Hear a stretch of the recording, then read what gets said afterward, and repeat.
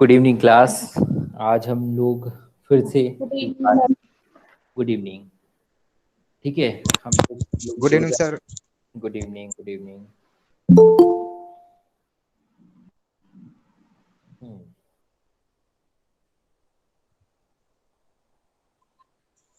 आज दो कैंडिडेट, एक कैंडिडेट तो शायद पहले से जुड़े हुए थे हमारे ग्रुप में, शुभम चौधरी मैथमेटिक्स के, प्रदीप कुमार केमिस्ट्री, शायद मुझे लगता है आज आए होंगे हमारी क्लास में। प्रदीप कुमार केमिस्ट्री है या नहीं है? ठीक है, चलिए।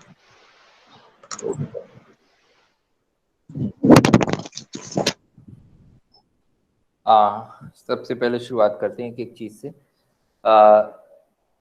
देखिए, आपको है सभी लोग पहले अपने आप को म्यूट कर लीजिए, जिससे कि चीजें बिल्कुल क्लियर होती जाए आप लोगों को। शायद आज एक आध कैंडिडेट नया होगा, या तो प्रदीप कुमार केमिस्ट्री, शायद उन्होंने ज्वाइन किया होगा, तो होंगे वो। ठीक है, तो कुछ चीजें ऐसी होती हैं जो हम लोगों को सामने दिखती हैं, ठीक, और उसका प्रूफ भी हम लोगों के पास में होता है। जैसे कि हम लोगों की जो भी क्लासेस चल रही हैं कोर्स वर्क की, वो सारी रिकॉर्डिंग मोड पे चल रही हैं। ठीक, तो आप लोगों को इसके लिए कोई भी ये चीज़ें नहीं होंगी इन फ्यूचर की मैं absent था उस दिन या मैं प्रेजेंट था उस दिन। आप लोगों की रिकॉर्डिंग है, ठीक है। अब आप लोग खुद एक अनुमान लगाइए। अपर्णा पांडे, आप अपने आप को म्यूट कर लीजिए और आपने स्क्रीन को शेयर किया हुआ है, उसको स्टॉप करिए।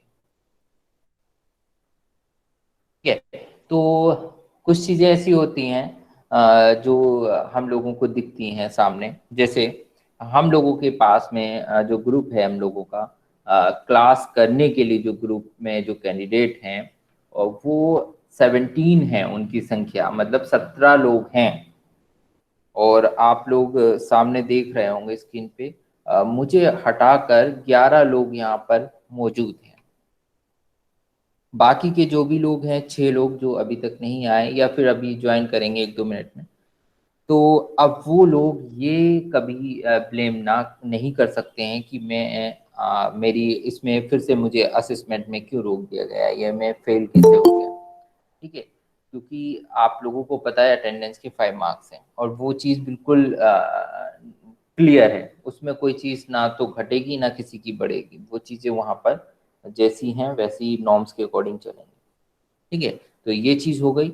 दूसरी चीज़, पिछला हम लोगों की क्लास का एक पॉइंट था जो डिस्कस करना था सभी लोगों के सामने। ठीक है, मैंने कहा था कि वो मीटिंग हो जाने के बाद में आप लोगों को बताया जाएगा। तो वो पॉइंट ये था हम लोगों का कि हम लोगों का जो असेसमेंट होता है इंटरनल और एक होता है एक्सटर्नल, दो तरीके के अलग अलग एग्जाम होते हैं दोनों पेपर में, चाहे वो रिसर्च का पेपर हो चाहे सब्जेक्ट का पेपर हो। और दोनों में हम लोगों को जैसा कि सिलेबस में लिखा हुआ है 50%, लेकिन यूनिवर्सिटी का जो नॉर्म है उसमें है 55%।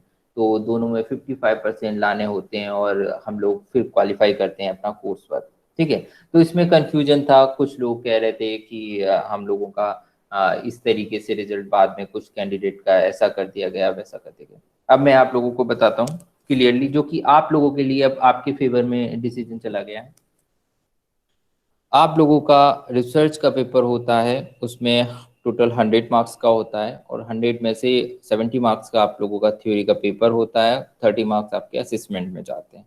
इसी तरीके का सब्जेक्ट का पेपर होता है, उसमें भी आप लोगों का इस तरीके से दोनों में डिवाइड हो जाता है, इंटरनल और एक्सटर्नल में। ठीक है, तो अब आपका जो क्वालिफाइंग का क्राइटेरिया है वो टोटल का 55% है। ठीक है, मतलब कि अगर आप पेपर 1 की बात करें रिसर्च की, तो रिसर्च में आप लोग थ्योरी, मतलब कि जो आपका जुलाई में एग्जाम होगा वो, और जो आपका इस समय इंटरनल असेसमेंट चल रहा है जिसमें डिफरेंट डिफरेंट चीज़ें हैं, जैसे कि आपकी अटेंडेंस हो गई, आप लोगों का असाइनमेंट हो गया। ठीक है, तो वो सारी चीजें दोनों मिलाकर पेपर 1 की इंटरनल और एक्सटर्नल मिला के 55% होनी चाहिए।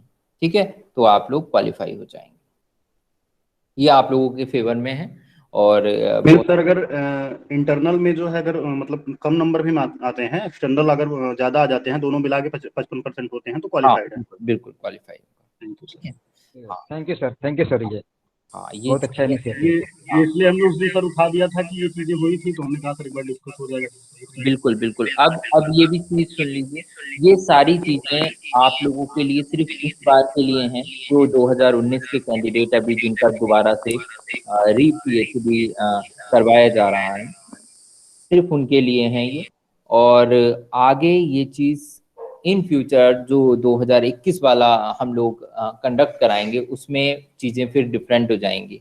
ठीक है, उसमें वैसे ही लो हो जाएंगे, जैसे कि इंटरनल में अलग 55% और एक्सटर्नल में अलग।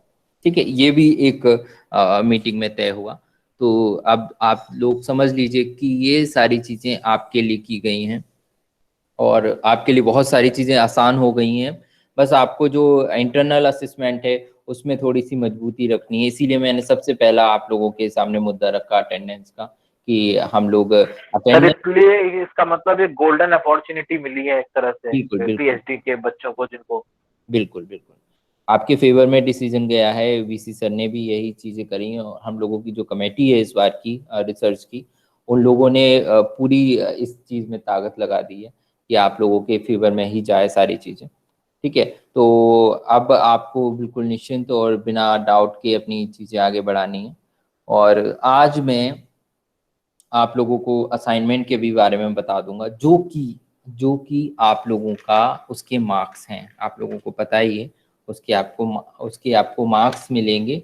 और वो चीज़ें बहुत क्लियर कट होनी चाहिए, क्योंकि वहाँ पे अगर दिक्कत होती है तो हम लोग कुछ भी नहीं कर पाएंगे, है ना। अगर आप लोग असाइनमेंट नहीं भेज पाएंगे, आप लोग अटेंडेंस अपनी शॉर्ट कर देंगे, तो चीज़ें अलग हो जाएंगी, है ना। वो चीज़ फ्लेक्सिबल नहीं हो पाएगी। इन चीज़ों में आप लोगों को ध्यान रखना है अपना।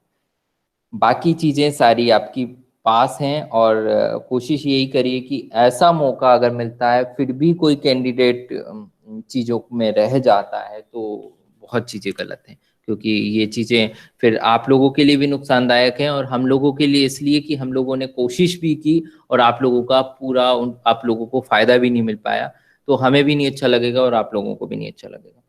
ठीक। जी सर, इसके लिए तो बहुत मेहनत किया गया है। हाँ हाँ बिल्कुल। सर हाँ बताइए। सर सर ये जानना चाह रहे थे कि सर ये जो हम लोगों का इस पे तो एक डॉक्यूमेंट पड़ा हुआ है साइट पे, कि हम लोगों की जो अटेंडेंस है कि वो पिछले वाले को और इसको दोनों को मिला करके जो है 65% क्लियर होनी चाहिए। कहाँ डॉक्यूमेंट तो पड़ा हुआ है? सर नोटिफिकेशन में आया था, जो जो दिया था अभी प्री पीएचडी का ना, री वाला, उसमें हम्म। लिखा हुआ था कि जी पिछले बार का जो अटेंडेंस है और इस बार का जो अटेंडेंस है उसको मिलाकर हम्म। 65% अगर नहीं होगा तो बैठ नहीं पाएंगे एग्जाम में, ऐसा उसमें लिखा हुआ है। अच्छा, नोटिफिकेशन में। ऐसे कैंडिडेट बताइए जो पिछली बार जिन्होंने बिल्कुल क्लास नहीं ली। नहीं कोई है? सर, मैं तो सर जी 75% जी सर, से मैंने आया हूँ। ज्ञान लोग मैंने क्लास सर पिछली बार एक दो ही की थी, इसके बाद नहीं की थी। अच्छा अच्छा अच्छा। ठीक है, देखिए मैं आपको इसका वो बता दूं प्रॉपर। ऐसा तो नहीं हो सकता कि मान के चलिए किसी ने पिछली क्लास एक भी नहीं की हो, और आप लोग इस बार आपको मौका दिया जा रहा है, और आप आ, तब भी 65% नहीं हो पाएंगी। अगर आप लोगों ने उसमें 0 कर दिया है अपनी अटेंडेंस में, और इस बार की आप क्लास पूरी भी लेते हैं 100%, तब भी 65% हो सकता है नहीं हो पाए। ठीक है, तो सर इसकी। हाँ हाँ सर बोलिए। मैंने मैम से बात की थी इस बारे में, तो उन्होंने कहा था कि ये इसी काउंट किया जाएगा जो ये 1 महीने चलेगी। इसी चीज पे तो आ रहा हूँ मैं।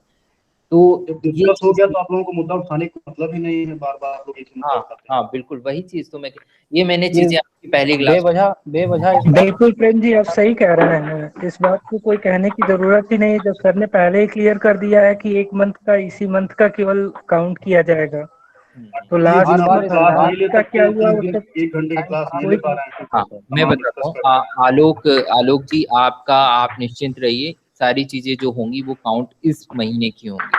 लेकिन जी एक सर, चीज थैंक यू मुझे, सर। हाँ, एक चीज़ आप लोगों से मेरी रिक्वेस्ट समझ लीजिए, या फिर एज ए टीचर एक एडवाइस समझ लीजिए, सजेशन समझ लीजिए। आप लोग कोशिश यही करिए कि इसमें 100% आप की तरफ जाएं। अगर कोई रेयर या कोई ऐसी जेन्युइन प्रॉब्लम होती है तो बात अलग है, लेकिन कोशिश यही करनी है, क्योंकि ऐसी चीज़ें बहुत मुश्किल से मिलती हैं।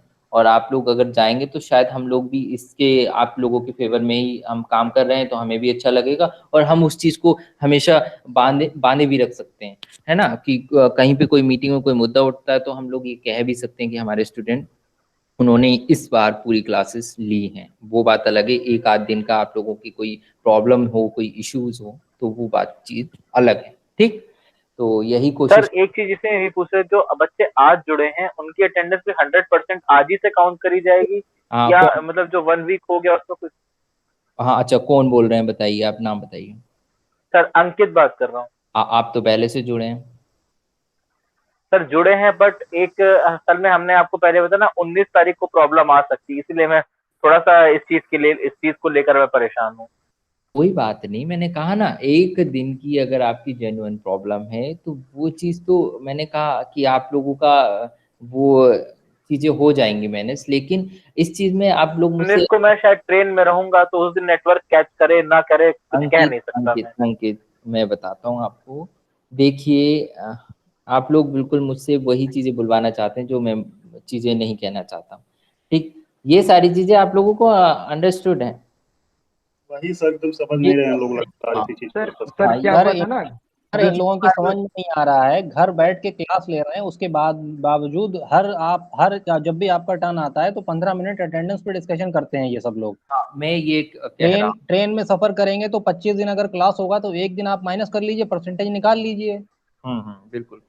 देखिए, सभी लोगों को इस बात का ध्यान रखना है, इस टाइप के क्वेश्चंस रिपीट मत करिए। ठीक है, बस मैंने एक लाइन बोल दी, आप कोशिश करिए 100% की तरफ जाने की। बाकी कोई जेन्युइन प्रॉब्लम होती है तो वो तो प्रॉब्लम है, तो कोई दिक्कत ही नहीं है, बस खत्म कहानी। ठीक है, इस चीज को बार बार चीजें को रिपीट करना वो आप लोगों के लिए भी अच्छा नहीं है, और हम लोगों के लिए भी बार बार एक ही चीज को बोलना अच्छा नहीं है। ठीक है, वो चीजें उस पर क्वेश्चन मार्क खड़ा होता है। ठीक, तो अब हम आते हैं अपनी थोड़ा सा क्लास की तरफ। नहीं, पहले असाइनमेंट की बात करते हैं, जो कि बहुत ही ज़्यादा इम्पोर्टेंट है। सबसे शुरू, एक मिनट रुकिए।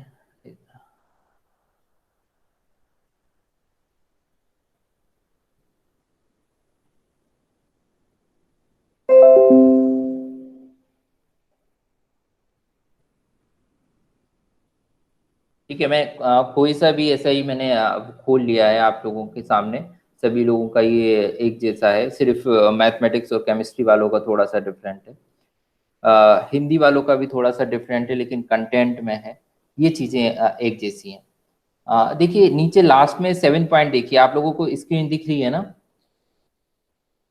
यस सर, यस दिख सर। रही है। ठीक, यस सर। हाँ बिल्कुल।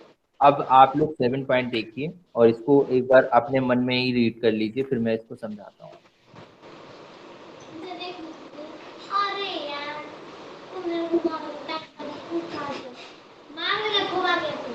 साउंड तो बंद कर लीजिए मुरली जी। हाँ सर।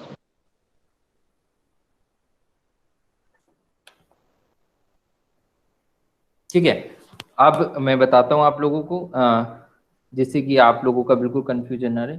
5 मार्क्स आपके अटेंडेंस के हैं, मिड सेम का 15 नंबर है, जो कि आपका एक टेस्ट होगा।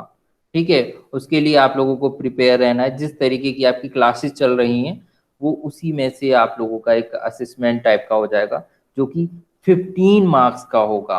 ये बहुत बड़ा नंबर होता है, ध्यान रखना। इंटरनल असेसमेंट के लिए 15 मार्क्स बहुत बड़ा नंबर है। फिर असाइनमेंट की बात आती है, तो असाइनमेंट में 2 असाइनमेंट हैं आपके 5-5 मार्क्स के। ठीक है, उसमें एक असाइनमेंट मिलेगा आप लोगों का रिसर्च, जो अभी मैं सिर्फ रिसर्च मेथड की बात कर रहा हूँ। इसमें एक असाइनमेंट मिलेगा आप लोगों को जो आपका 5 मार्क्स का है, एक कंप्यूटर एप्लीकेशन का है जिसका दूसरा पार्ट है, उसमें से मिलेगा, वो भी आप लोगों का 5 मार्क्स का है। और वो मैं बता देता हूँ, आप लोग सब लोग नोट डाउन भी कर सकते हैं और सिलेबस में से भी देख सकते हैं। यहाँ पे मेरी स्क्रीन पे शो हो रहा है लिस्ट ऑफ असाइनमेंट्स इसमें एक रिसर्च का है जो कि 5 नंबर का है, एक कंप्यूटर एप्लीकेशन का है वो भी 5 नंबर का है। करना क्या है इसमें, सबसे पहला असाइनमेंट रिसर्च का, जिसमें आप लोगों को अपने सब्जेक्ट मान के चलिए आप ज्योग्राफी के हैं तो ज्योग्राफी का रिसर्च पेपर देख लीजिए, कोई अच्छा पेपर जो स्टैंडर्ड जर्नल में पब्लिश हुआ हो, ऑनलाइन भी मिल जाएंगे ऑफलाइन भी मिल जाएंगे, आप लोगों को जर्नल ढूंढिए, स्टैंडर्ड होना चाहिए। इसलिए स्टैंडर्ड कह रहा हूँ क्योंकि आप लोग जब उसका रिव्यू करेंगे तो रिव्यू में आप लोग पेपर का नाम लिखेंगे, जर्नल का नाम लिखेंगे, ईयर लिखेंगे, उसका वॉल्यूम नंबर लिखेंगे, इशू लिखेंगे, ये सारी चीज़ें होंगी। तो वो चीज़ थोड़ी सी अट्रैक्टिव लगती है जब आप स्टैंडर्ड जर्नल का यूज़ करते हैं। अगर आप ऐसे ही कोई भी जर्नल उठा लेंगे जो कि लोकल जर्नल आते हैं बहुत सारे, कहना चाहिए डिस्ट्रिक्ट में चलते हैं या फिर ऐसे ही चलते हैं, बहुत सारे जर्नल लखनऊ, बनारस, कानपुर में पब्लिश होते हैं, ऐसा जर्नल मत उठाइए ऐसा कि या तो यूजीसी केयर लिस्ट में हो या फिर वो स्कोपस टाइप हो या फिर वो कोई ऐसा जर्नल हो जो आप लोग जैसे कि एनसीईआरटी का जर्नल हो गया, यूजीसी के कुछ जर्नल हो गए, हाँ न्यूपा का जर्नल हो गया, जो आपके सब्जेक्ट से मैच करता हो, ठीक है, वो आईसीएसएसआर का हो गया, वो जर्नल में से आप लोग एक पेपर उठाइए।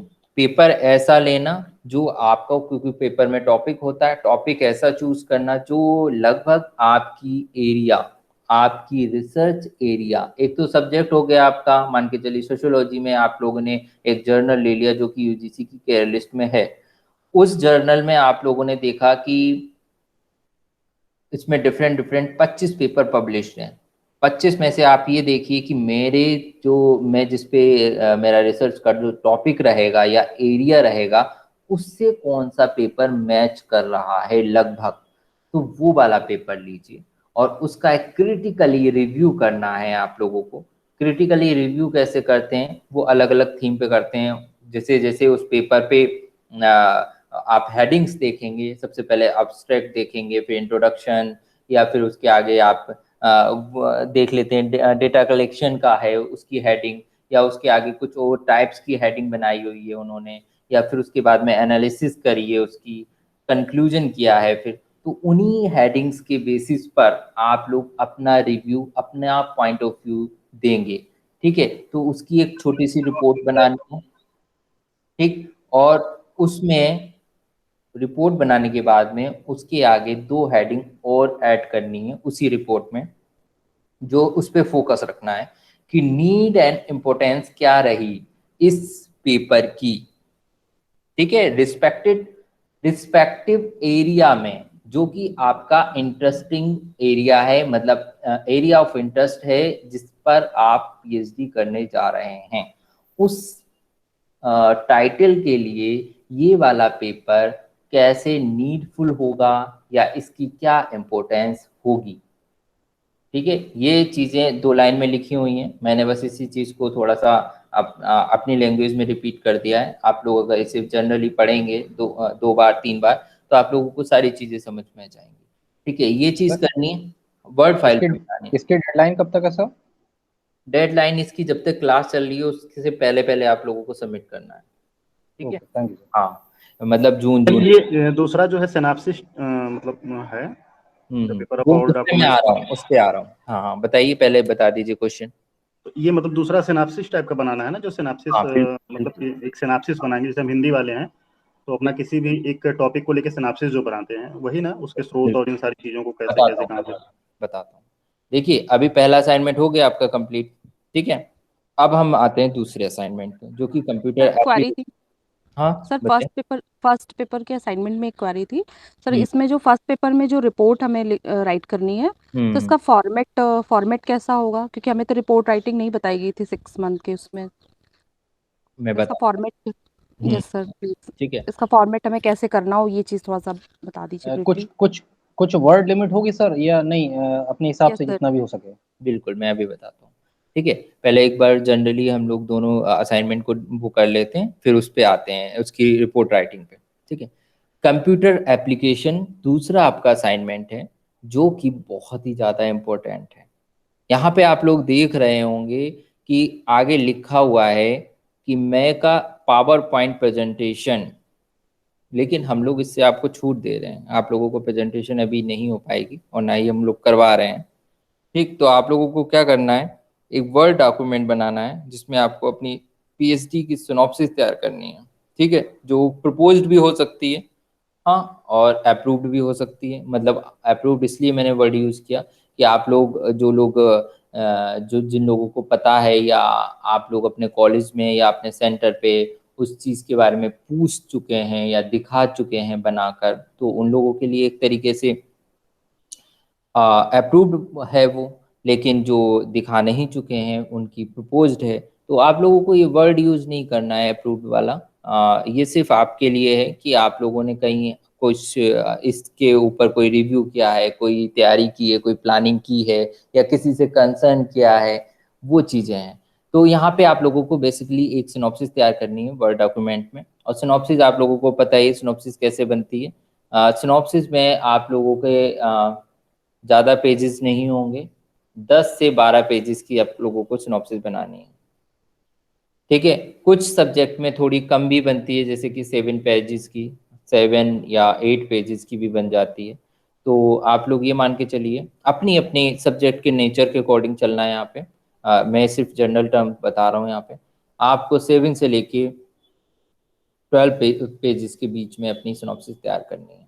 ठीक, उसमें आप लोगों का लास्ट में कुछ रेफरेंसेस भी आ जाते हैं और थोड़ा इंट्रोडक्शन भी आ जाता है, नीड सिग्निफिकेंट भी आ जाते हैं और रिव्यू भी आ जाता है, अपना रिसर्च डिज़ाइन या फिर मेथोलॉजी की भी बातें आ जाती हैं। ठीक है, टूल कैसे यूज करेंगे, क्या कौन सा यूज करेंगे, वो भी आ जाता है। ये सिर्फ सोशल साइंसेस के लिए, क्योंकि हिंदी वाले उसमें टूल नहीं यूज करेंगे। तो ये एक जनरल चीज़ें हैं जो आप लोगों को पता ही है अपने अपने सब्जेक्ट के अकॉर्डिंग कि एक सिनॉप्सिस आपको बनानी है वर्ड डॉक्यूमेंट पे और एक रिव्यू तैयार करना है, वो भी वर्ड डॉक्यूमेंट पे। और वो कैसे तैयार करना है, बस इस चीज़ का ध्यान रखना है कि जो आप लोग सिनॉप्सिस बनाने जा रहे हैं उसका जो रिसर्च एरिया है उससे वो जुड़ा हुआ हो, लिंक करता हुआ हो। ऐसा नहीं है कि आपने एक तरफ तो दूसरी डायरेक्शन में चले गए और एक दूसरा एरिया बिल्कुल ही कन्वर्ट कर दिया। ये रिव्यू करवाने का पर्पस ये है रिसर्च में, कोर्स वर्क में, कि आप लोगों की एक जानकारी बने, एक ये पता लगे कि आपने अपनी प्रॉब्लम के बारे में क्या क्या चीज़ें आइडेंटिफाई करी हैं, क्या क्या चीज़ें ढूंढी हैं, क्या क्या चीज़ें सर्च करी हैं। तो उसमें से आपने एक ऐसा पेपर भी लिया जो आपकी प्रॉब्लम से सीधे सीधे लिंक कर रहा था और आपने उसको बैठ के रिव्यू किया, उसकी नीड एंड सिग्निफिकेंट चेक की कि ये इस तरीके से नीडफुल हो सकता है मेरे लिए, ना कि उस कैंडिडेट के लिए जिसने वो पेपर लिखा है।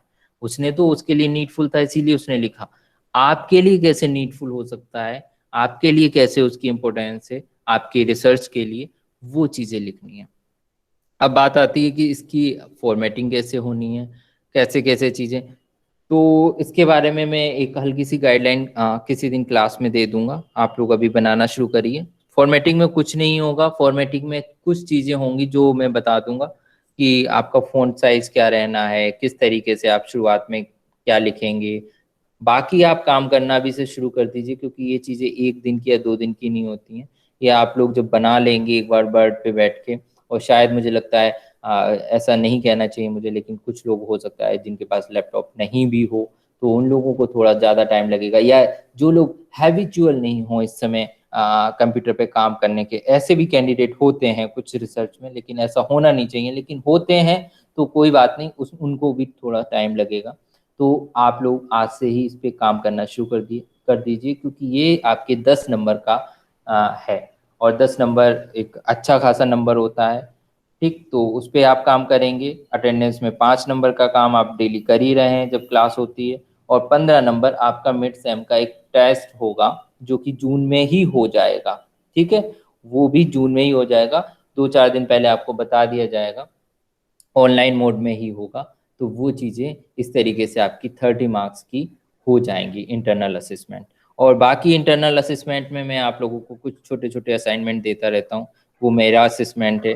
कहीं पे किसी का मुझे लगता है कि कुछ चीज़ें ऐसी हो रही हैं, तो वो मेरा असेसमेंट रहेगा। ठीक है, तो इसलिए ये दोनों चीजें क्लियर हो गई, इन दोनों पे आज ही से काम करना शुरू कर दीजिए, क्योंकि आप लोग टाइप करके रखेंगे। सर मैं माफी चाहूंगा, पर एक छोटा सा क्वेश्चन था, क्योंकि हाँ मेरा बीच में नेट डिस्कनेक्ट हो गया था, तो हाँ मैं थोड़ा सा माफी चाहूंगा कि पेपर जो असाइनमेंट नंबर 1 है उसको ठीक से मैं सुन नहीं सका था, तो अगर एक बार बता देंगे तो थोड़ा सा मैं भी समझ लूंगा, क्योंकि बीच में नेट डिस्कनेक्ट हो गया था मेरा। अच्छा, असाइनमेंट 1 में जो आपको करना है वो एक जर्नल आपको ढूंढना है जो कि आपके सब्जेक्ट का हो, सब्जेक्ट से जुड़ा हुआ हो। मतलब कि अगर आप सोशियोलॉजी के हैं, आप लोग हिस्ट्री के हैं, आप ज्योग्राफी के हैं, तो वो ज्योग्राफी का जर्नल होना चाहिए, हिस्ट्री का जर्नल होना चाहिए। जर्नल की क्वालिटी क्या होनी चाहिए? क्वालिटी में वो या तो यूजीसी लिस्टेड केयर लिस्ट में हो, या फिर वो स्कोपस हो, इंडेक्स्ड हो, या कोई अच्छा मतलब रेप्यूटेड जर्नल हो। ऐसा जर्नल ना हो कि जो लोकल जर्नल होते हैं और जिनका कोई अता पता नहीं होता कि कब वो बंद हो जाएं, कब से चल रहे हैं। ठीक है, तो जर्नल स्टैंडर्ड लीजिए। फिर दूसरी चीज, उसमें 25-30 पेपर होंगे उस एक जर्नल में, तो उस जर्नल में आप लोग ये चेक करिए कि मेरे एरिया से रिलेटेड कौन सा है। मतलब आप इकोनॉमिक्स के हैं तो इकोनॉमिक्स में भी आपका जो स्पेसिफिक एरिया है जिसमें आप रिसर्च करने जा रहे हैं, उस एरिया से रिलेटेड कोई पेपर है या नहीं है। कई बार ऐसा भी होता है पूरे जर्नल में हम लोगों को एरिया से रिलेटेड नहीं मिलता, तो आपका उसका दूसरा वॉल्यूम देखिए, तीसरा वॉल्यूम देखिए, नहीं तो कुछ जर्नल चेंज करिए। एक ही सब्जेक्ट के कई जर्नल होते हैं, तो उस जर्नल में देखिए कि अरे इसमें मिल रहा है कोई मेरे एरिया से रिलेटेड, तो अपने एरिया पे जाइए और उस जो टॉपिक है उसके आधार पे आपको अपना एरिया पता लगेगा। फिर उसका रिव्यू करना है। रिव्यू कैसे करना है? जो उस कैंडिडेट ने जिसने रिसर्च पेपर लिखा है उसने अपने पेपर में कुछ हेडिंग्स बनाई हैं, कुछ पॉइंट्स बनाए होंगे, उन पॉइंट्स को एक एक करके आपको रिव्यू करना है, रिव्यू देना है अपने ऑन वर्ड्स में, अपने शब्दों में। और फिर उसके बाद में जो सबसे फोकस करना है वो ये करना है, नीड एंड इम्पोर्टेंस। रिव्यू करने के बाद में उसी रिपोर्ट में ये लिखना है कि इस पर्टिकुलर पेपर की मेरे रिसर्च प्रॉब्लम में क्या नीड है, क्या इम्पोर्टेंस है, जो कि आप पीएचडी की सिनॉप्सिस बनाने जा रहे हैं उस। सर मैं कुछ पूछना चाह रहा था। हाँ हाँ सर जैसे गूगल पे जब हम लोग सर्च करते हैं तो सिंगल सिंगल पेपर भी हमें मिल जाता है रिपोर्टेड जर्नल का, तो वो उस तरह से काम कर सकते हैं? बिल्कुल कर सकते हैं, लेकिन उसमें आप जब पेपर मिलेगा आपको तो उसमें जर्नल का नाम लिखा होगा। ठीक है, वो जर्नल का नाम लिखा होता है, जैसे ऑनलाइन हम लोग सर्च करते हैं तो जर्नल का नाम और उसका अब मैं एडिशन और आपको सब चीज। बताता हूँ, वो चीज मिल जाएगी आपको। फिर आप क्या करना, यूजीसी की केयर लिस्ट में देख लीजिए उसको, वो जर्नल की क्या इस समय रेपुटेशन है। अगर वो स्कोपस है तो फिर कोई बात ही नहीं है। लेकिन अगर वो ऐसा ही नाम से हम लोगों को नहीं पता लग पाता कि वो जर्नल अच्छा है, स्टैंडर्ड है, क्या है, ठीक है, वो चीजें आप लोगों को जरूर खोजनी है कि वो जर्नल किसका है, वो यूजीसी केयर लिस्ट का है, या फिर किसी फॉरेन की कहीं का है, या फिर वो न्यूपा जैसी एनसीईआरटी जैसी संस्थान का है किसी का। हाँ, ये सारी चीजें बहुत चेक करनी हाँ, चाहिए। जैसे एल्सेवियर का, थॉमसन एंड र्यूटर का या कैम्ब्रिज बिल्कुल वगैरह का कोई मिलता है तो उसको हमको चेक करने की जरूरत नहीं, क्योंकि वो बिल्कुल तो नहीं पहले से रिपोर्टेड नहीं, है। बिल्कुल बिल्कुल। Thank you sir. ठीक है, तो ये चीज रही आपकी, इस पे आज ही से आप लोग काम करेंगे। और अब हम लोग आते हैं अपनी क्लास की तरफ। ठीक, ये चीज़ क्लियर हो गई है हम लोगों को ये भी क्लियर हो गया कि मार्क्स हम लोग क्वालिफाई कैसे होंगे। और तीसरी चीज़ हम लोगों को एक दो कैंडिडेट थे केमिस्ट्री और मैथमेटिक्स के, उनको भी मैंने ऐड किया था, वो शायद पता नहीं क्लास में आज आ पाए हैं नहीं आ पाए हैं। फिलहाल मैंने जब से ऐड कर दिया है उस ग्रुप में, आप लोगों को अगर जानते हो वो तो आप लोग भी बता दें। मैं सर प्रदीप मैं हूँ। अच्छा प्रदीप आप हैं? जी सर, मैं प्रदीप शुरू से ही हूँ। केमिस्ट्री, अच्छा केमिस्ट्री, ठीक है। जी प्रदीप आज से आपको ऐड किया गया है ग्रुप में, ठीक है। तो जी आज से आप लोगों की आपकी अटेंडेंस काउंट होगी, क्योंकि इससे जी पहले साइंस वालों के लिए थोड़ी सी दुविधा वाली बात थी कि वो लोगों जी को किस ग्रुप में ऐड करना है। तो फिर डिसाइड ये किया गया है कि जी रिसर्च की क्लास में आप लोग रहेंगे, जब तक रहेंगे जब तक कुछ चीजें मैच कर रही हैं, फिर आप लोग स्पेसिफिक एरिया में अपने चले जाएंगे, ठीक है, जिससे कि आप लोगों की भी चीजें चलती रहें।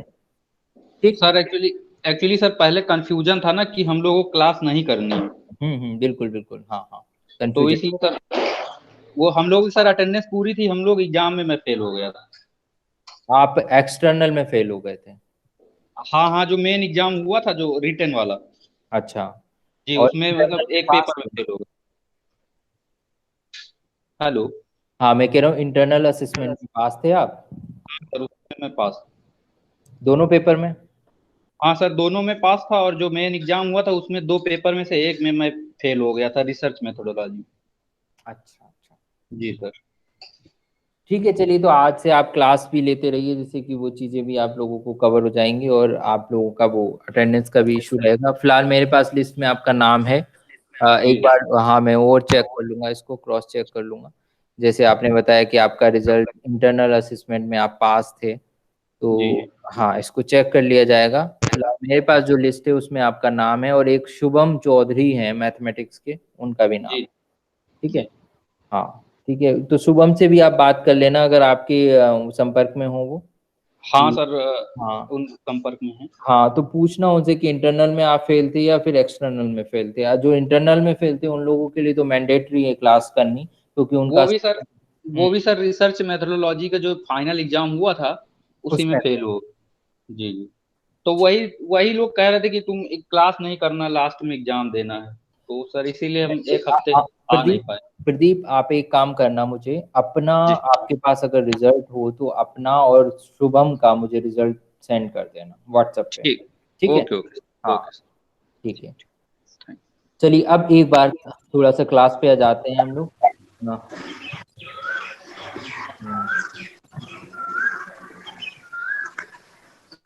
सभी लोग हेलो सर। हाँ हाँ बताइए राजीव।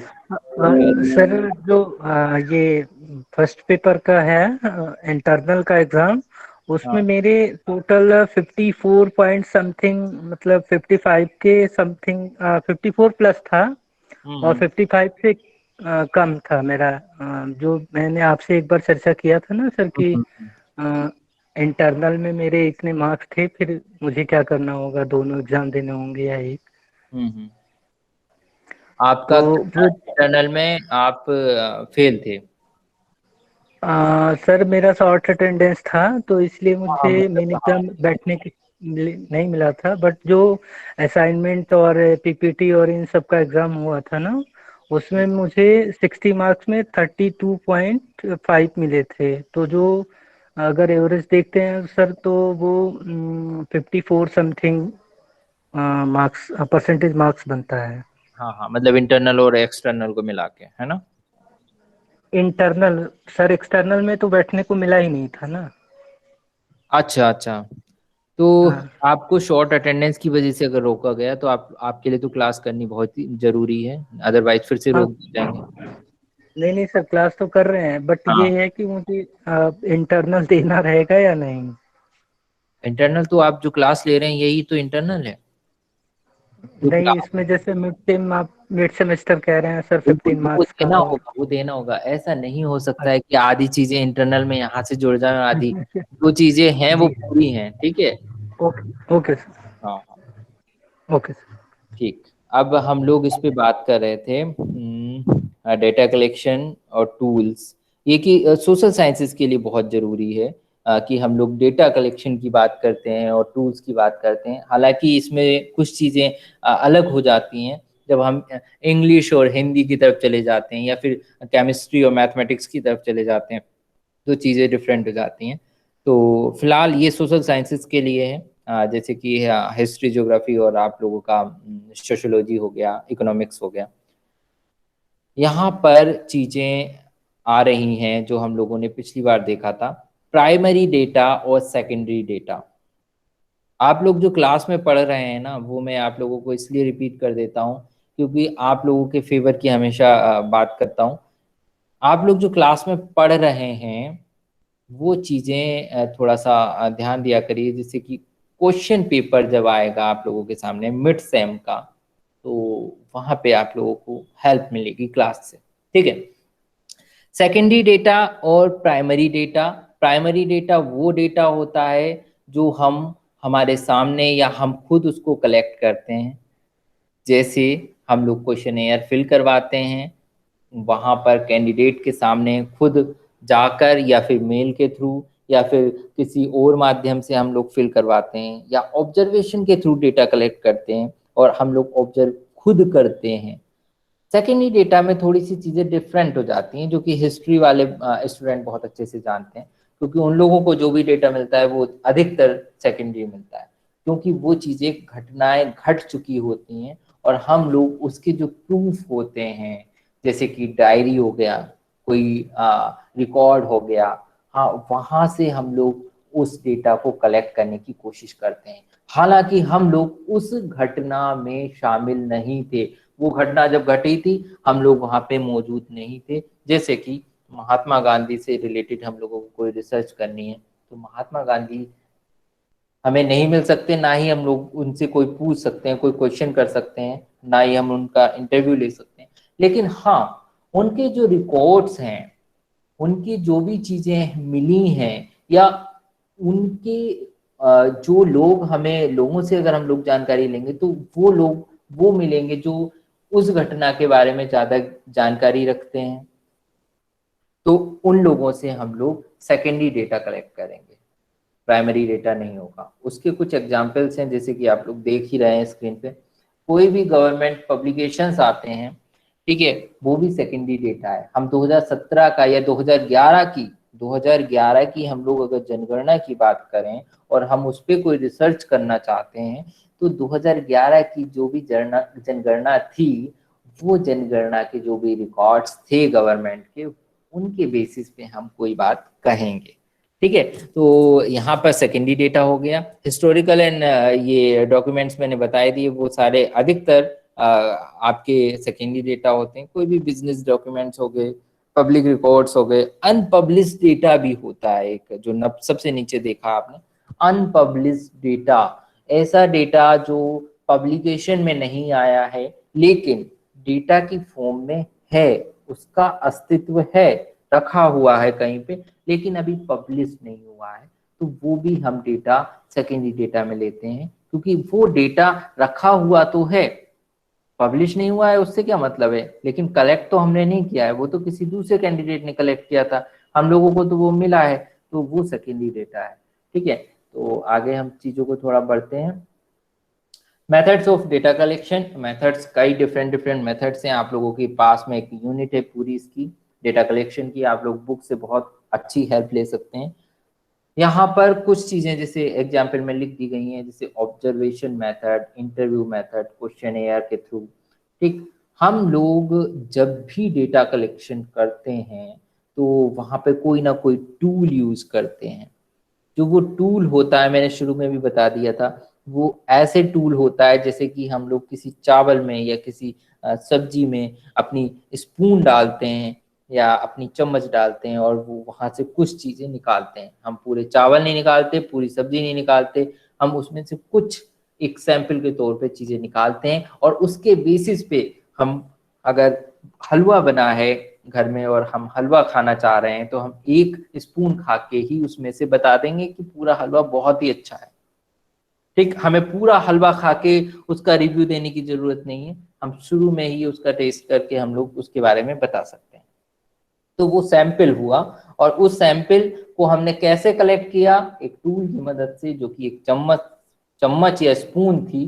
तो वैसे ही ये टूल यहाँ पे यूज किए जाते हैं सैंपल से डेटा कलेक्शन के लिए या इंफॉर्मेशन लेने के लिए। तो यहाँ पे ऑब्जर्वेशन मेथड सबसे पहला मेथड है जो कि आप लोगों के सामने।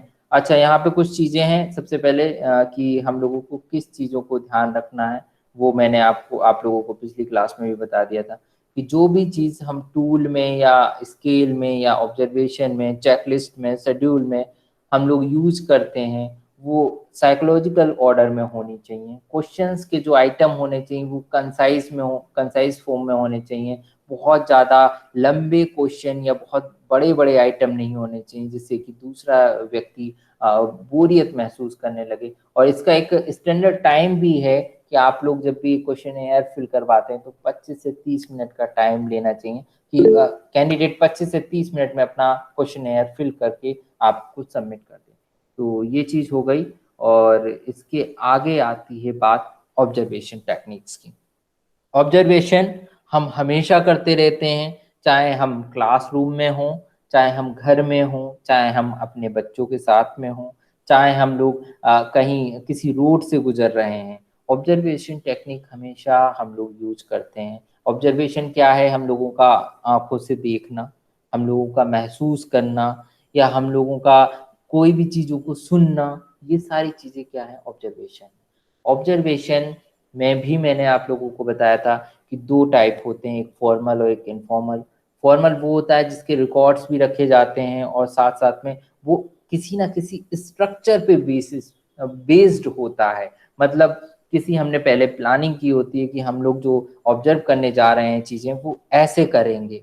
जैसे आप लोगों की क्लासरूम में कोई भी हम लोग जब एजुकेशन की बात करें तो हम लोग बीएड का ऑब्जर्वेशन करने जाते हैं, बीएड की टीचिंग होती है, वहाँ पे स्टूडेंट पढ़ाते हैं और पीछे टीचर बैठते हैं और वो उनकी स्किल्स, टीचिंग स्किल्स को ऑब्जर्व करते हैं और उसके बेसिस पे वो उनको कमेंट्स देते हैं।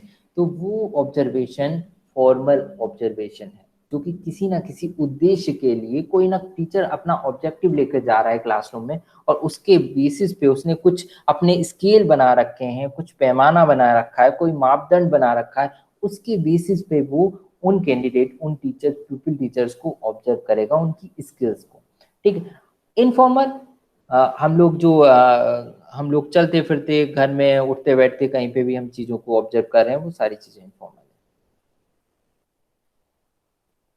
अब आती है इसमें वही चीजें आ गई जो मैंने आप लोगों को टेक्निक्स बताई थी कि स्ट्रक्चर्ड और अनस्ट्रक्चर्ड। जैसे कि हम लोग डिस्क्रिप्टिव रिसर्च में करते हैं, जो कि हम लोगों की सर्वे टाइप रिसर्च होती है सोशल साइंसेज में, उसमें हम सारी चीज़ें स्ट्रक्चर्ड होती हैं। हम लोगों का टूल पहले बना हुआ होता है, हमारे पास मैनुअल भी होता है कि हम टूल पे हम लोग डेटा कलेक्ट करेंगे, कितने कैंडिडेट से डेटा कलेक्ट करेंगे, हम लोग सैम्पलिंग की कौन सी टेक्निक यूज करेंगे और फिर उसको डेटा को लेने के बाद में उसकी एनालिसिस कैसे करेंगे। ये सारी चीज़ें हम लोगों को पहले से पता होती हैं। और वहीं पे हम लोग अनस्ट्रक्चर्ड की बात करें तो वो हम लोग चलते फिरते कहीं पे भी चीज़ों को ऑब्जर्व कर लेते हैं और देखते चले जाते हैं। उसका हम लोगों के पास में कोई स्ट्रक्चर नहीं होता है पहले से फोकस। वो बात अलग है कि हम लोग इनफॉर्मल डेटा कलेक्ट करके भी उसको अपने रिसर्च में यूज कर लें। जैसे कि जब हम लोग क्वालिटेटिव रिसर्च की बात करते हैं तो क्वालिटेटिव रिसर्च में हम लोग कई जगह घूमे हुए हैं, हम लोग कई जगह इधर उधर हम लोगों ने इंफॉर्मेशन कलेक्ट करी है, लेकिन हम लोगों ने कोई भी उसका स्ट्रक्चर नहीं पहले से तय किया था। लेकिन उस समय रिसर्च में हम लोगों को उस इंफॉर्मेशन की जरूरत पड़ी, हम लोगों ने एक डायरेक्ट लिंक किया कि अरे हाँ वो है था, तो ऐसा कुछ चीज हम लोगों ने अपनी डायरी में उस समय चलते फिरते नोट किया था, वो चीज वहां पे यूज कर सकते हैं हम लोग। ठीक है, लेकिन वहां पे हम लोगों का जब डेटा कलेक्ट करने जा रहे थे तब हमारे पास कोई स्ट्रक्चर नहीं था। आगे चीजें आती हैं, यहाँ पे कुछ चीजें हैं कि इसके एडवांटेजेस क्या हैं, डिसएडवांटेजेस क्या हैं। ऑब्जर्वेशन में सबसे बड़ा डिसएडवांटेजेस क्या रहता है वो आप लोगों को पता ही है।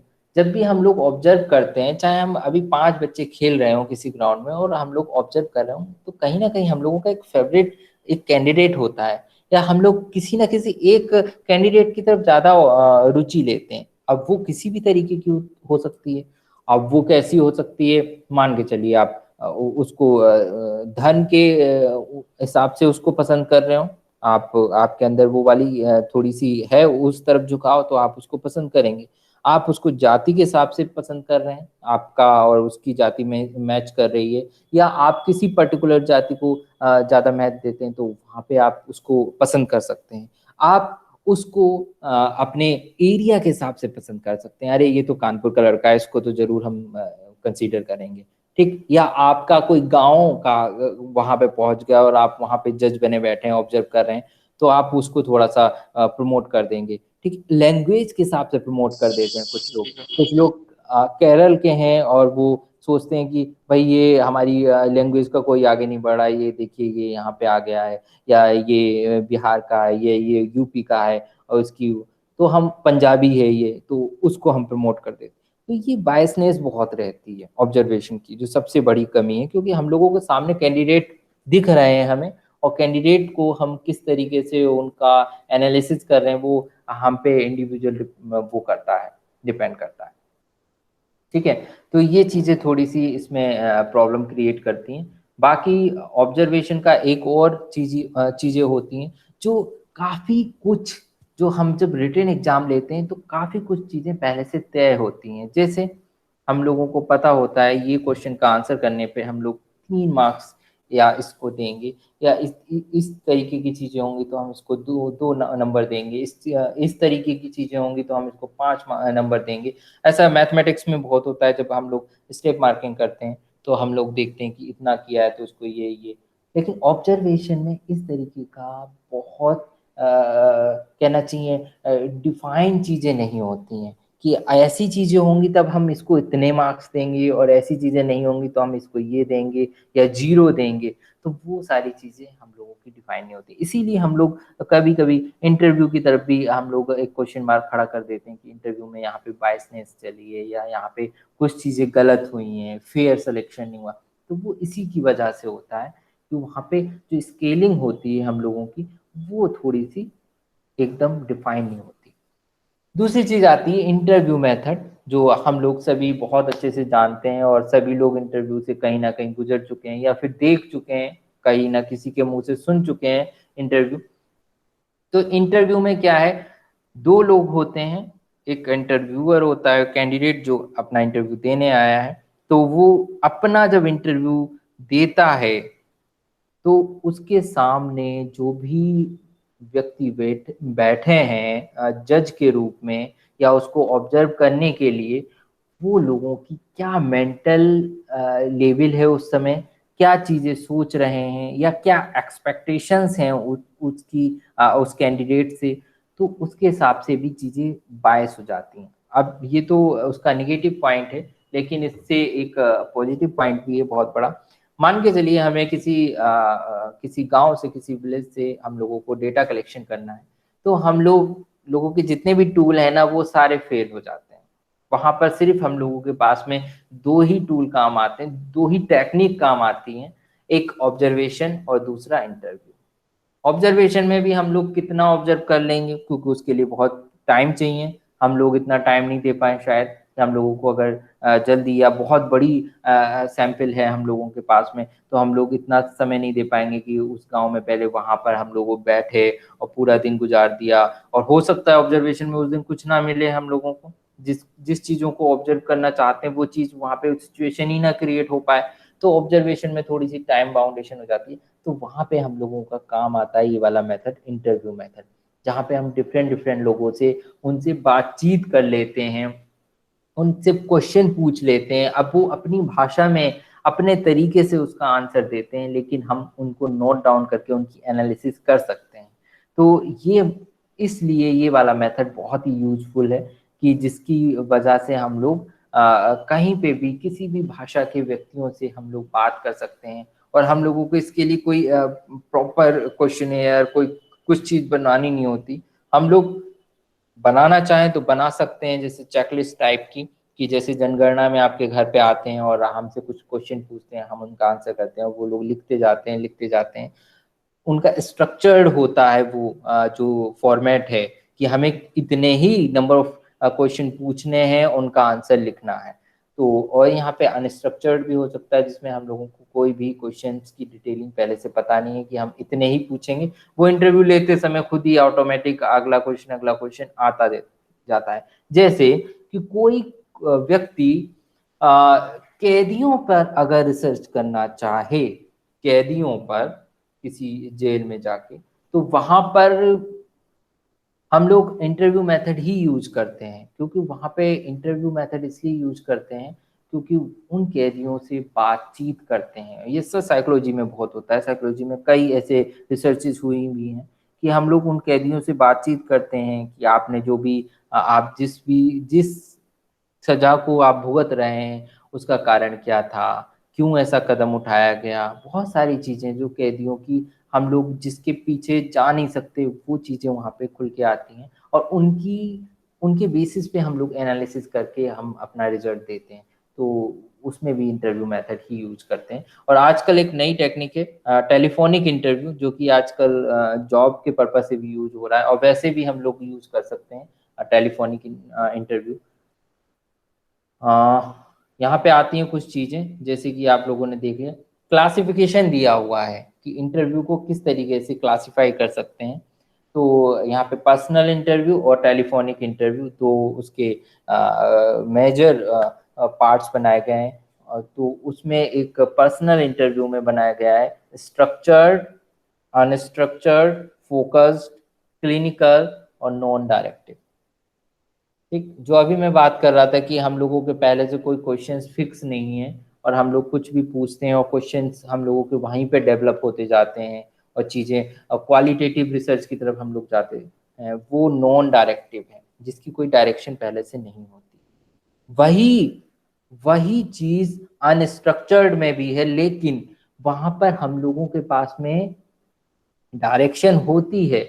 यहाँ पे हम लोगों के पास डायरेक्शन ही नहीं होती है हमें किस संबंध में कैसे क्वेश्चन करने हैं, लेकिन अनस्ट्रक्चर्ड में हम लोगों के पास में डायरेक्शन होती है कि हम किस एरिया से रिलेटेड हम लोगों को क्वेश्चन पूछने हैं, और लेकिन उसके फिक्स्ड क्वेश्चंस हमारे पास नहीं होते हैं कि हम पर्टिकुलर यही वाला क्वेश्चन पूछेंगे, ऐसा पहले से फिक्स करके नहीं जाते हैं। बस ये चीज पता होती है हम पर्टिकुलर एरिया से रिलेटेड ही क्वेश्चन करेंगे, उनके हमें आंसर चाहिए, तो वो अनस्ट्रक्चर्ड में आ गया। लेकिन जहाँ पे हम लोगों को डायरेक्शन भी नहीं पता है, एकदम से एरिया भी नहीं पता है, और हम लोग किसी से बात करने चले जाते हैं और वहां से हम लोग ये सोचते हैं कुछ ना कुछ हम लोगों को इन्फॉर्मेशन मिल जाए ये पर्टिकुलर कुछ प्रॉब्लम से रिलेटेड, तो वहां पे हम लोगों के पास में हम नॉन डायरेक्टिव होके जाते हैं, हम लोगों को डायरेक्शन भी नहीं पता होती है कि हम पर्टिकुलर क्या क्वेश्चन करेंगे, हम तो बातचीत करने जा रहे हैं, वहां से इंफॉर्मेशन लेने जा रहे हैं।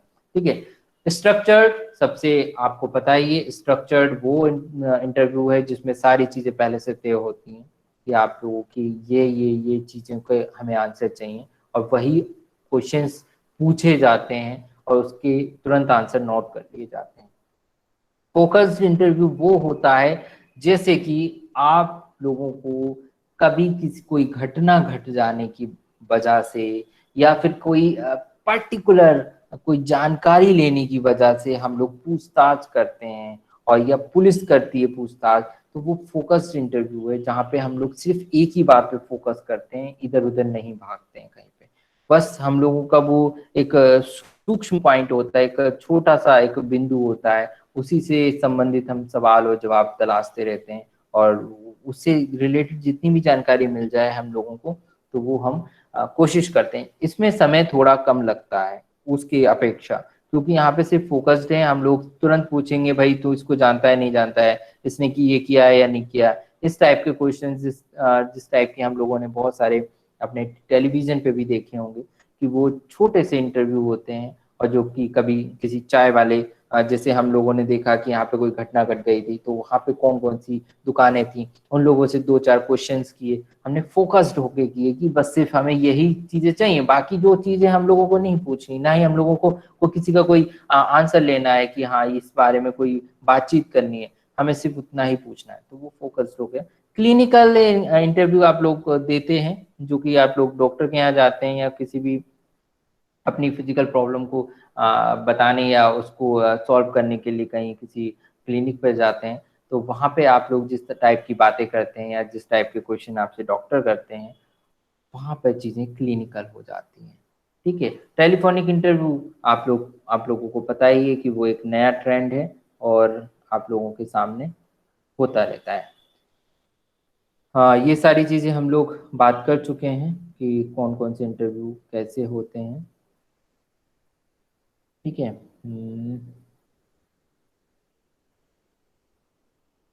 अच्छा ठीक, अब आती बात क्वेश्चन एयर की, जो हम लोग उस दिन भी बात कर रहे थे और आज भी इस पे बात कर रहे हैं, यही हम लोगों का आज का लास्ट पॉइंट रहेगा।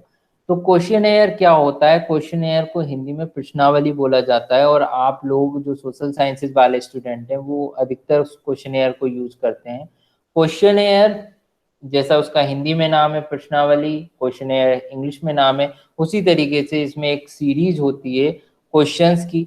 यहाँ पे क्वेश्चंस हम लोग नहीं कहेंगे क्योंकि हम लोग रिसर्च में इनको आइटम्स बोलते हैं। कि चाहे वो 50 आइटम्स हों, चाहे 25 आइटम्स हों, जितने आइटम्स उस क्वेश्चनेयर में होंगे, ठीक।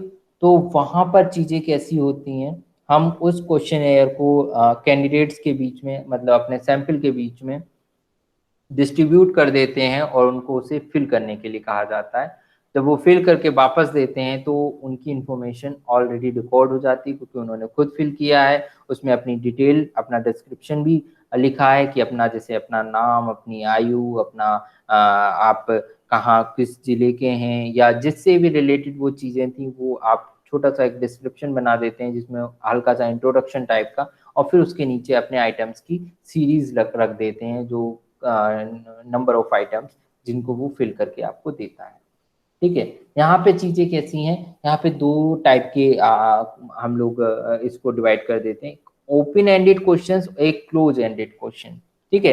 यहाँ पे अधिकतर जो क्वेश्चनेयर होते हैं वो क्लोज एंडेड होते हैं, जिसमें लिमिटेड होता है। जैसे कि आपने कोई क्वेश्चन पूछा, उसके 4 ऑप्शन बता दिए, उन चारों में से ही उसको एक टिक करना है, या फिर कोई आपने क्वेश्चन पूछा, उसमें लिख दिया कि क्या आप ऐसा करते हैं, हाँ या नहीं, तो उसने हाँ पे या तो टिक करेगा या नहीं पे। वो अपना कोई भी नई चीजें नहीं लिख सकता उसमें कि मैं कभी कभी करता भी हूँ, कभी नहीं करता हूँ। अगर आपने ये वाला ऑप्शन नहीं लिखा कि कभी कभी, तो वो कभी कभी पे नहीं लगा सकता, उसे या तो हाँ लिखना होगा या ना लिखना होगा। ये क्लोज एंडेड या फिर फिक्स्ड आइटम कहे जाते हैं। दूसरी तरफ हम लोग आएंगे जब ओपन एंडेड क्वेश्चन, उसमें आप लोगों को आंसर लिखना होता है उन्हें, छोटा सा अपना, कि 2 लाइन का, 3 लाइन का, जिस टाइप के हम लोगों के शॉर्ट आंसर टाइप क्वेश्चन आते हैं एग्जाम में, तो उसमें आप वो अपने शब्दों में लिखते हैं, ठीक है। यहाँ पे ओपन एंडेड ज्यादातर यूज किया जाता है क्वालिटेटिव रिसर्च में, और क्लोज एंडेड जो यूज किया जाता है वो क्वांटिटेटिव रिसर्च में यूज किया जाता है, जहाँ पे चीजें पहले से फिक्स होंगी कि अगर वो ऑप्शन ए बनाता है तो उसको 4 मतलब हम लोग नंबर देंगे, और अगर वो बी बनाता है तो 3 देंगे, और सी बनाता है तो उसे 2 देंगे, और डी बनाता है तो उसको 1 देंगे, इस टाइप से। तो वहाँ पे कैलकुलेशन करने में आसानी होती है, वो क्वांटिटेटिव वहाँ पे रिसर्च के लिए यूज किया जाता है अधिकतर। और ओपन एंडेड क्वालिटेटिव रिसर्च के लिए यूज किया जाता है, जहाँ पे हम लोगों का डेटा जो मिलता है वो एक आइडियाज के रूप में मिलता है, और उनकी हम लोग एनालिसिस करते हैं, ठीक है। तो ये चीजें हैं आप लोगों की क्वेश्चनेयर की। इसमें बहुत सारी चीजें, इसके एडवांटेजेस बहुत हैं कि इसको पोस्ट किया जा सकता है, मेल किया जा सकता है, लार्ज नंबर ऑफ पीपल पे अप्लाई किया जा सकता है एक साथ, क्योंकि हम लोगों के पास में, हम लोगों को पर्टिकुलर हर एक कैंडिडेट के पास में नहीं जाना पड़ेगा। हम लोगों को क्या करना होगा, हम लोगों को सिंपली हम 50 क्वेश्चनेयर ले गए और 50 लोगों को एक साथ बांटेंगे, तो एक कैंडिडेट को फिल करने में जितना टाइम लगा, मान के चलिए 25 मिनट लगे, तो 25 मिनट में हम लोग 50 लोगों से डेटा कलेक्ट कर लेंगे। जबकि इंटरव्यू में हम लोगों को 50 बार रिपीट करने होंगे 25 मिनट्स हर किसी के लिए। इससे हम लोग भी थक जाएंगे और टाइम भी ज्यादा लगेगा, लेकिन यहाँ पे वो चीज थोड़ी सी बच जाती। इससे क्या, हम वाइड जो ज्योग्राफिकल जो एरिया होती है उसको कवर कर सकते हैं एक साथ में, ठीक है। अगर हम लोगों ने मेल कर दिया तो सोचिए एक साथ कितने हम लोगों को रिस्पॉन्स मिल जाएंगे, हम लोग किसी बड़े सर्वे को भी कंडक्ट करा सकते हैं। तो ये सारी चीजें हैं, हम लोगों को एक साथ में कई रिस्पॉन्सेज मिल जाते हैं। तो ये आप लोगों का रहा क्वेश्चनेयर। और एक चीज और देखेंगे हम लोग इसी में, क्वेश्चनेयर से जुड़ी हुई, आप लोगों को मुझे लगता है सभी लोगों ने देखा होगा, लेकिन क्वेश्चनेयर का क्या फॉर्मेट होता है, देखिए आप लोग सामने देखिए, यहाँ पे एक मल्टी फैक्टर लीडरशिप क्वेश्चनेयर आप लोगों को सामने दिख रहा होगा। तो वो कि डॉक्टर सुरेंद्र नाथ दुबे ने दिया है, रीडर मनोविज्ञान विभाग के। तो उन्होंने, देखिए आप लोगों के सामने एक क्वेश्चनेयर आ रहा है, और उस क्वेश्चनेयर में एक डिस्क्रिप्शन है जिसकी मैं बात कर रहा था, कि शुरू में कुछ चीजें वो पूछ लिए जाते हैं, जैसे कि लीडरशिप का, इसलिए यहाँ पे इन्होंने टर्म यूज किया, नेता का नाम मतलब लीडर का नाम क्या है, संगठन का नाम क्या है, मतलब ऑर्गेनाइजेशन क्या है उसका, किस संगठन से जुड़ा है, क्या पद है, आयु कितनी है, महिला है या पुरुष है, दिनांक, किस डेट में उसने फिल कर रहा है ये। फिर कुछ निर्देश दिए होते हैं कि आप लोगों को जो आइटम फिल करने हैं, उनके आंसर देने हैं, वो किस तरीके से देने हैं, ठीक है। फिर आपके क्वेश्चन शुरू हो जाते हैं, जैसे मैंने बताया था इसमें ऐसे पहला आइटम आ गया, उसमें 0 1 2 3 इसमें से किसी एक पे आपको टिक लगाना होगा। तो वो टिक लगाने के बाद में उसी के हिसाब से वो आपकी मार्किंग करेगा, और ये क्वांटिटेटिव में यूज होते हैं। तो इस तरीके से हम लोग किसी भी क्वेश्चनेयर को देखते हैं। तो हम लोग का एक ये एग्जाम्पल के तौर पे है, ठीक है। इसी से जुड़ी एक चीजें हैं कि हम लोग इसकी एनालिसिस कैसे करेंगे। जब हम लोगों ने फिल करवा लिया तो उसके लिए एक मैनुअल होता है। जब आप टूल मंगाते हैं, ये मान के चलिए इस टाइप का मैनुअल होता है, जिसमें आप उसके बारे में, टूल के बारे में लिखा होता है, और साथ साथ ये लिखा होता है कि इसमें कौन कौन से फैक्टर्स या कौन कौन से डायमेंशंस को कवर किया गया है। फिर उसकी स्कोरिंग कैसे करेंगे, स्कोरिंग भी इसमें लिखी होती है कि कौन कौन सा आइटम हमारे कितने कितने मार्क्स का है। तो उसके हिसाब से हम लोग इस प्रकार की चीजें होती हैं। उसमें वैलिडिटी और रिलायबिलिटी भी लिखी होती है, जिसपे हम लोग बाद में बात करेंगे कि वो कितनी है इसकी, इस टूल की, इस क्वेश्चनेयर की। तो इस तरीके से हम उस क्वेश्चनेयर की क्या कर सकते हैं, हम लोग एनालिसिस कर सकते हैं बहुत आराम से। ठीक, ये आप लोगों के सामने कुछ चीजें थी आज की।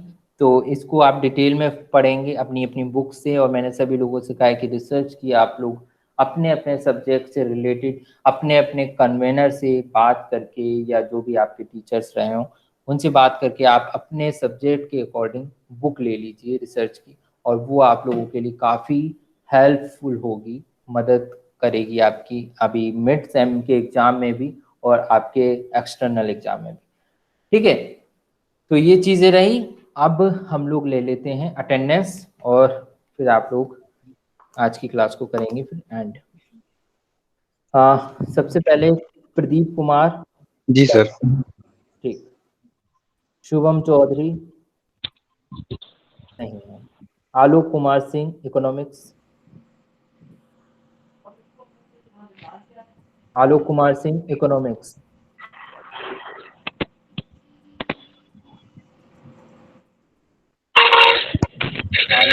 आवाज नहीं आई लेकिन सामने दिख रहे हैं आप। ठीक है, अजहर अहमद अब्बासी। यस। अच्छा, yes sir. Okay. Murli Kumar. Yes sir. ज्ञान लोक। Yes sir. भानु प्रताप।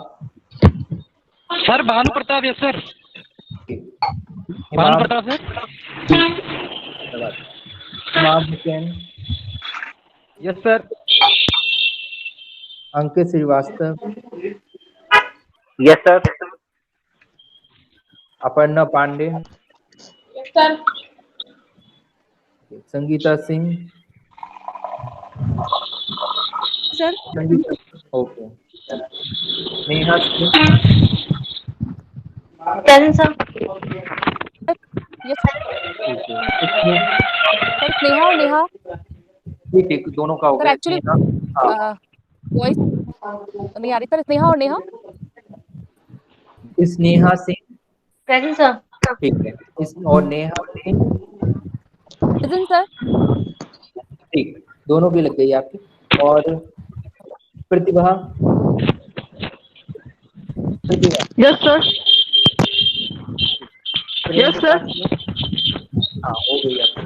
प्रेम Prakash Singh. Yes sir. Rajiv Kumar. Yes sir. Prem Prakash Singh. Vivek. Mute कर लीजिए सब लोग अपने आप को भाई। जी, राजीव कुमार सर। हाँ, राजीव कुमार आपकी लग गई। देखिए, ये चीजें ऐसी होती हैं कि आप लोग खुद इस चीज में बहुत काफी समझदार हैं। अपनी अटेंडेंस बोलने के बाद में अपने आप को म्यूट कर लिया करिए, या कभी भी कुछ चीज बोलने या पूछने के बाद में म्यूट। नहीं सर, आवाज ही नहीं जाती है अगर सब लोग नहीं म्यूट करते हैं तो। हाँ, वही चीज है। ये चीज आप लोगों के लिए है कि आप लोग इतने भानु जी म्यूट करिए भाई अपने आप। सबको म्यूट करिए। मैं एक बार आप लोगों को बोल दूं इसका कौन कौन अब्सेंट है, जिससे आप लोगों को क्लियर हो जाए। ठीक है, म्यूट करिए सभी लोग। शुभम चौधरी नहीं है, ठीक है, और विवेक कुमार नहीं है, बाकी सबकी प्रेजेंट लगी है। ठीक है। Yes sir. Thank you sir. अब thank you sir. Okay welcome. Thank you sir.